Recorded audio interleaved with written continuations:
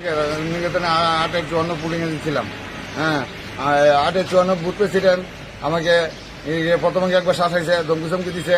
হ্যাঁ, এরপরে তো কইছে তুই এতদিন তোরা ছেড়ে দেখাচ্ছি, কিছু করছি না।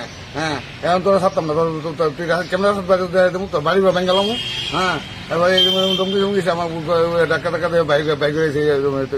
আবার আমি কিছু আমার বুটটা আমি অন্তত আমি বুটটা অধিকার ত্রিপুরা বলে দাঁড়িয়ে ছিল সামনে। হ্যাঁ, তারা কুম্ভকর্ণের মতন দাঁড়িয়েছে, তারা কোনো জবাব নাই। হ্যাঁ, সিআরপি ওই কোন দূরে, তারা কোনো জবাব নাই, কুম্ভকর্ণের মতন দাঁড়িয়েছে। হ্যাঁ, তারা 1 ঘন্টা ধরে এই না জাম করে আসছে সব লোক, এবারে তারা মানে দমকাইতেছে।